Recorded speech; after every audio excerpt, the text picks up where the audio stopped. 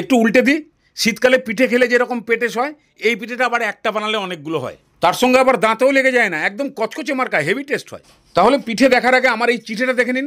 ফেসবুকে আমার পেজটা ঠিক এরকম দেখতে, বাদ বাকি সব ফেক পেজ। তাহলে পিঠে চালু। ফার্স্ট নারকলের পুর, খেজুরের গুড় আর নারকল মোটামুটি সমান পরিমাণে নিয়ে দুটো এলাচ ফাটিয়ে দিয়ে এটাকে পুরোপুরি গলিয়ে একটা মাখামাখি করিয়ে দিন। খুব বেশি জাল দেবেন না, শক্ত হয়ে যাবে। এই পজিশন হলে নামিয়ে দিন।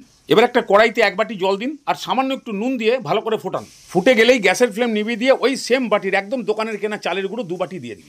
মাখাতে থাকুন। শুকনো বলে মনে হলে অল্প অল্প ঠান্ডা জল দিয়ে এরকম ভাবে একটা ডো তৈরি করে নামিয়ে। এবারে হালকা গরম থাকা অবস্থাতেই হাতে একটু তেল লাগিয়ে ভালো করে 5 মিনিট মথে দিন। শীতকালে হাত তাপানো হয়ে যাবে আর মাখাও কমপ্লিট। একদম এরকম চিকনা করে দিন। এবার ওখান থেকে খানিকটা নিয়ে তেল দিয়ে বেলে এরকম মোটা থিকনেসের একটা চাদর বানিয়ে দিন। সাইডগুলো কেটে দিন। এবারে চাদরের উপরে চাটচেটে নারকল মাখা চারিদিকে ছড়িয়ে দিয়ে এরকম ভাবে রোল করে দিয়ে যে আঙুলটা বেশি চলে সেটা দিয়ে ফাঁক ফোকরগুলো বন্ধ করে দিন। একটা পিঠে রেডি। এবার জল ফুটে গেলে এরকম 1000 ফুটারি থালা বসিয়ে তার মধ্যে পিঠেগুলোকে রেখে ঢাকনা দিয়ে 20 মিনিট দেখবেন ওপরটা চকচকে এবং শক্ত হয়ে গেছে। নামান, ঠান্ডা করুন, পিস পিস করুন আর খান। তাহলে এই শীতে হেভি টেস্টি দশভুজা ভাপা পিঠে কালকেই বানান। হেভি খেতে লাগে গো।